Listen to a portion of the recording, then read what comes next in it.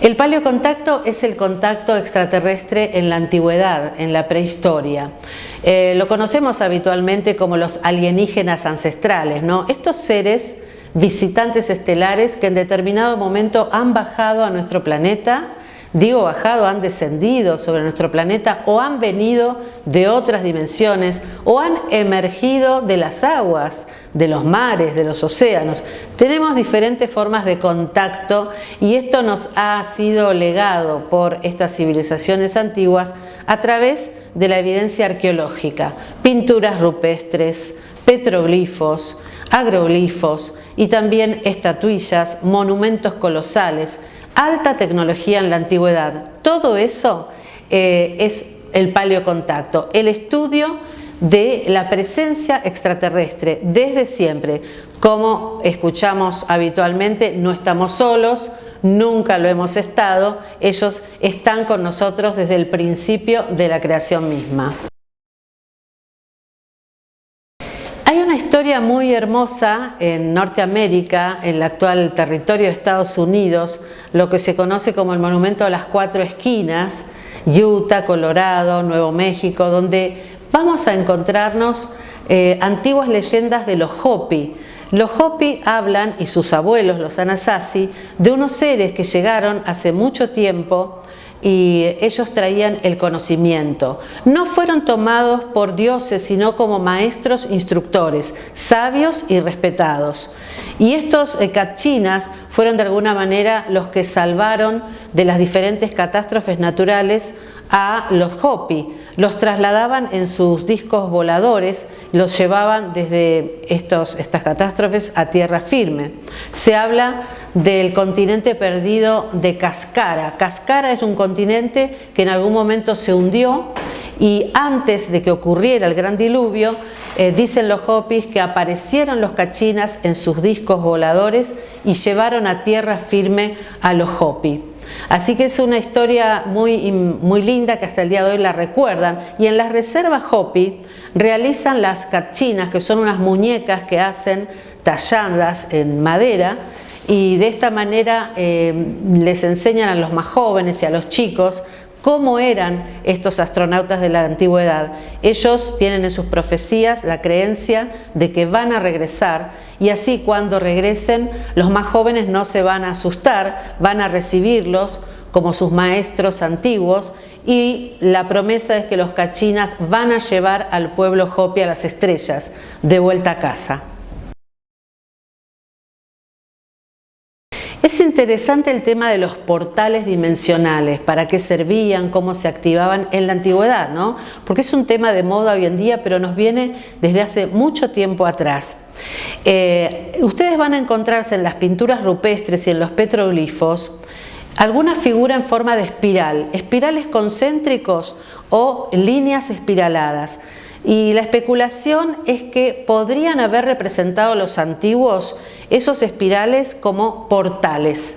A través de los diferentes rituales que hacían las comunidades, en conexión con estas entidades, podían abrir esos portales. Utilizaban fechas en el año elegidas durante los solsticios y los equinoccios para poder abrir ese portal y tener acceso a otra dimensión o a otro mundo. Y de esa manera poder traspasar ese umbral y también que esos seres o entidades ingresaran a este lado, ¿no?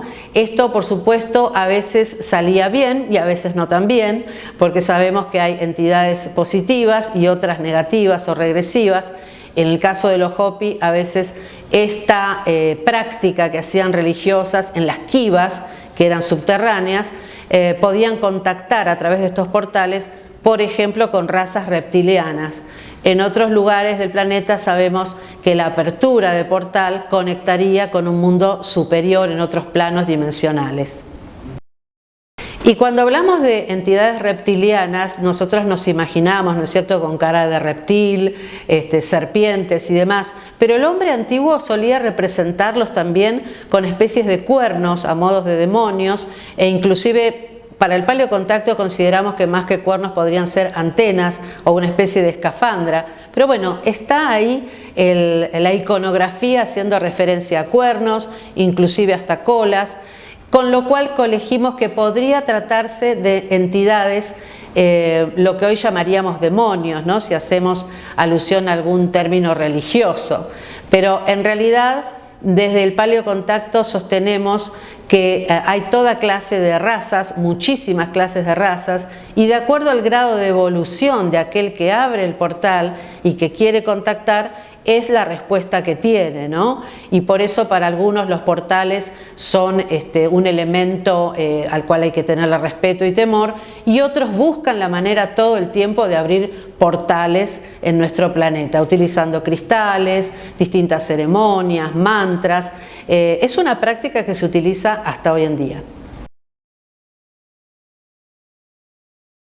La conexión del hombre antiguo con los elementos de la naturaleza era realmente muy íntima, muy intensa. Ellos podían comunicarse y establecer un vínculo con el agua, la tierra, el aire, el fuego, y dentro de ese contexto el tema de las piedras era fundamental para esa conexión, una conexión que ellos establecían con lo superior, con lo sagrado. Utilizar piedras para ellos estaba dentro de un contexto religioso, una práctica religiosa o sagrada, y no cualquier piedra, buscaban piedras de gran tamaño, a modos de menires que iban colocando en determinadas posiciones, a veces espiraladas, precisando locaciones donde ellos sentían que iba a estar la presencia de estas entidades superiores, ¿no? Y eran grandes intuitivos de la energía de la Pachamama, de la Madre Tierra, y por eso sabían dónde se entrecruzaban esas líneas de energía,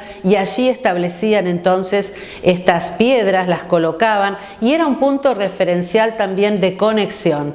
Para muchos estos monumentos megalíticos, en muchos casos hechos de piedra, eran grandes observatorios astronómicos, porque no nos olvidemos que el hombre antiguo tenía un amplio conocimiento del cielo, y entonces se quedaban horas y horas mirando las estrellas, el paso de los astros, tanto el sol como la luna, por el cielo, y en base a eso podían ellos establecer las épocas del año, los ciclos de siembra y de cosecha, la fertilidad, inclusive poder consultar a los que eran los astrónomos de aquella época por si era conveniente ir o no a la guerra, por ejemplo, ¿no? O invadir o no un territorio.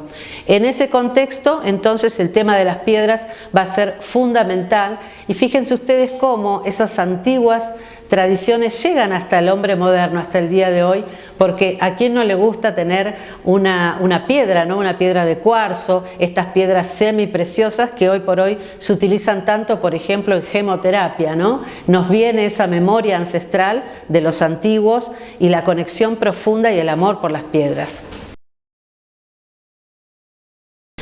Bueno, es realmente impresionante ver desde una avioneta lo que son las líneas de Nazcas. ¿Qué nos han dejado los antiguos en ese gran geoglifos? Porque ya estamos hablando no de petroglifos, sino de geoglifos, una gran extensión de tierra utilizada para hacer estos dibujos, ¿no?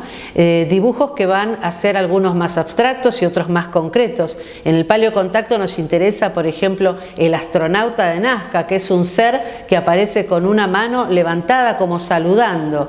¿Qué quisieron dejar los antiguos? ¿Qué mensaje nos quisieron dejar? Tal vez sea para que cuando regresen los dioses puedan encontrarse con esas imágenes y el regreso, ¿no es cierto?, a visitar a los humanos de nuestro tiempo.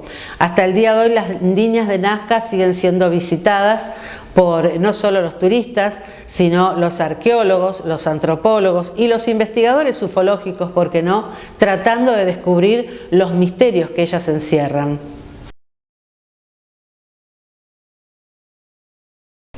Se cuenta que en una sola noche levantaron y destruyeron Pumapunku. Pumapunku habrá sido un gran emplazamiento extraterrestre, un espacio-puerto, diría Zacarías Sitchin en su saga Crónicas de la Tierra. donde habla del planeta Nibiru, necesitaban espacio-puerto, es decir, emplazamientos terrestres donde poder aterrizar sus naves, sus SHEM, estos ovnis, como les decimos ahora, objetos voladores no identificados. Y esos grandes emplazamientos podrían haber sido parte de estas construcciones, de las cuales hoy nos llega solamente una parte. Pumapunku está absolutamente destruido, pero todavía podemos ver estas intrigantes piedras en forma de H, con esos ángulos perfectos. Algunos especulan que cortados con rayo láser o con alguna otra tecnología antigua. Está también la posibilidad del concreto ancestral. Derretían la piedra, las colocaban en moldes y luego se solidificaba, y por eso tenemos esa perfección en la forma de las piedras, ¿no? De eso nos habla Joseph Davidovich, que ha hecho todo un estudio acerca de cómo utilizaban la piedra en la antigüedad para crear geopolímeros. Existen diferentes construcciones enigmáticas que hasta el día de hoy no sabemos bien para qué las hicieron, qué función cumplían. Estas especies de puertas talladas en la roca que no conducen a ningún sitio porque es una puerta sólida. Hasta el día de hoy los que se acercan a estos lugares se reverencian, se inclinan, apoyan la cabeza en la parte frontal a modo de conexión de la glándula pineal con esa puerta de piedra, buscando tal vez ese ingreso al otro lado. Bueno, como ya sabemos, existen diferentes dimensiones. Nosotros aquí nos manejamos simplemente en tercera dimensión, pero algunos tienen ya la capacidad de poder atravesar, de acuerdo a su capacidad, ¿no es cierto?, atravesar las rocas, ¿no? Esto se hace a través de diferentes técnicas de meditación, de apertura, de alguna manera, de estos otros dones que tenemos, y poder de esa manera hacer el ingreso a este otro lado. Es decir, una piedra que me comunicaría con otra dimensión, con otro mundo. Lo que pasa es que, bueno, esto para la ciencia oficial es una locura.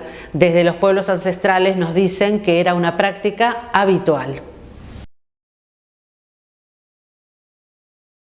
Bueno, la ciudad legendaria de Machu Picchu es realmente impresionante, esas construcciones donde seguramente era una élite la que se dirigía hasta allí para tener esa conexión con los dioses antiguos.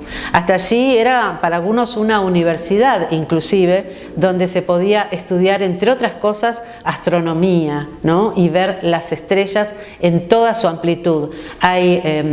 La roca está horadada, se llenaban esos orificios con agua, y esos espejos de agua se reflejaban en ellos las estrellas, y de esa manera estudiaban todas las constelaciones. Hay actividad ovni en Machu Picchu hasta el día de hoy. Hay luces inteligentes que se desplazan por esos valles, con lo cual nos sugiere que la presencia extraterrestre sigue viva en esas zonas. Esos emplazamientos antiguos que formaron parte de grandes civilizaciones y que hoy el hombre moderno sigue visitando, y desde la ufología decimos que hay un gran corredor, por decirlo así, ovni, en cada uno de esos emplazamientos.